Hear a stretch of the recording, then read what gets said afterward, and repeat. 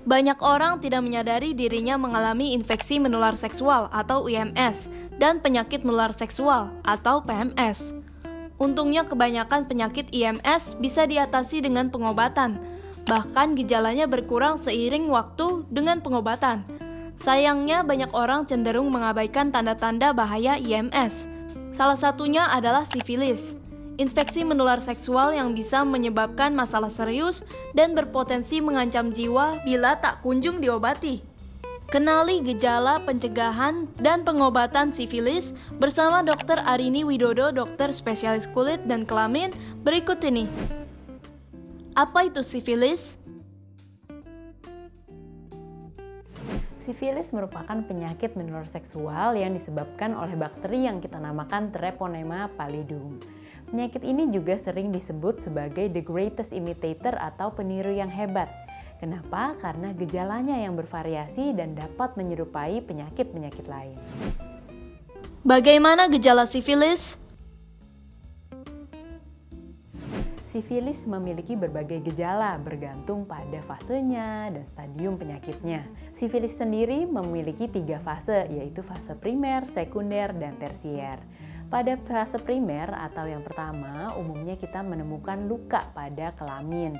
Nah, biasanya luka ini sifatnya tidak nyeri dan tidak menimbulkan keluhan apapun. Biasanya kita menemukan lebih banyak gejala pada sifilis sekunder, di mana sebenarnya infeksi bakterinya sudah menyebar ke seluruh tubuh. Nah, infeksi bakteri yang telah menyebar ke seluruh tubuh menimbulkan berbagai gejala pada berbagai organ tubuh. Kemudian juga menimbulkan pembesaran kelenjar getah bening di seluruh tubuh kita. Pada kulit, biasanya gejalanya dapat beragam.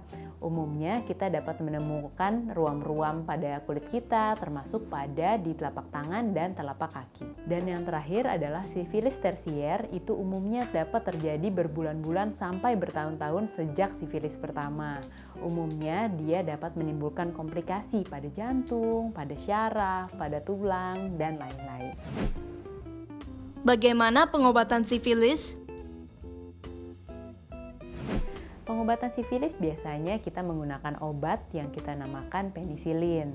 Nah, biasanya penisilin ini kita berikan dengan cara disuntik. Sebelum dilakukan penyuntikan, biasanya dokter menggunakan tes uji alergi untuk memastikan kita tidak alergi dengan obat ini. Apabila seseorang alergi dengan penisilin ini, biasanya ada obat alternatif lain yang ditawarkan dokter. Pengobatan juga berbeda berdasarkan penyakitnya, berdasarkan fasenya, berdasarkan stadium maupun komplikasinya. Oleh karena itu, sebaiknya kita berkonsultasi dulu ke dokter untuk diberikan pengobatan yang paling tepat sesuai dengan fase dan stadium penyakitnya. Bagaimana cara mencegah sifilis?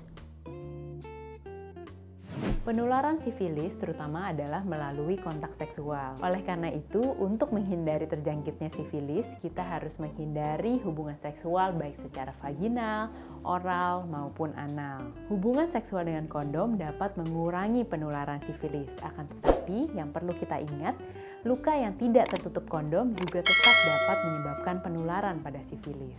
Pastikan kita dalam hubungan monogami yang sah dengan pasangan yang teruji tidak memiliki sifilis. Sekian pembahasan mengenai sifilis, saya Dr. Arini Widodo, spesialis kulit dan kelamin. Sampai jumpa di pembahasan selanjutnya.